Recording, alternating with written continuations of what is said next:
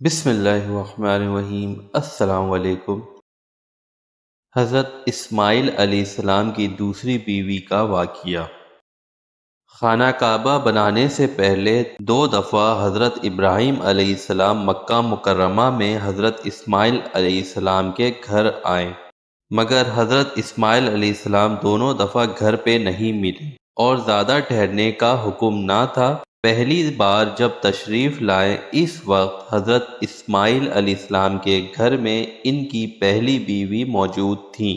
آپ سے پوچھا کہ کس طرح گزارا ہوتا ہے؟ کہنے لگی کہ بڑی مصیبت میں ہیں۔ آپ نے فرمایا، جب تمہارا خاوند آئے ان سے میرا سلام کہنا اور یہ کہنا کہ اپنے دروازے کی چوکھٹ تبدیل کر لو۔ چنانچہ حضرت اسماعیل علیہ السلام گھر آئے تو سب حال معلوم ہوا۔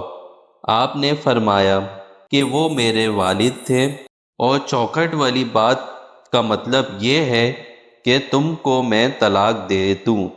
اور پھر حضرت اسماعیل علیہ السلام نے دوسرا نکاح کیا۔ جب حضرت ابراہیم علیہ السلام دوبارہ آئے تو دوسری بیوی گھر میں تھی۔ انہوں نے بڑی خاطرداری کی۔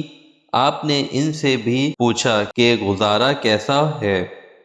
انہوں نے کہا، اللہ تعالیٰ کا شکر ہے، بہت آرام میں ہوں۔ آپ نے ان کے لیے دعا فرمائی اور کہا، جب تمہارا شوہر آئے تو میرا سلام کہنا اور کہنا کہ اپنے دروازے کی چوکھٹ کو قائم رکھیں۔ چنانچہ حضرت اسماعیل علیہ السلام گھر آنے کے بعد سارا حال معلوم ہوا۔ آپ نے فرمایا کہ یہ میرے والد تھے، اور دروازے کی چوکھٹ کو قائم رکھنے کا مطلب ہے کہ میں تجھے اپنے پاس رکھوں۔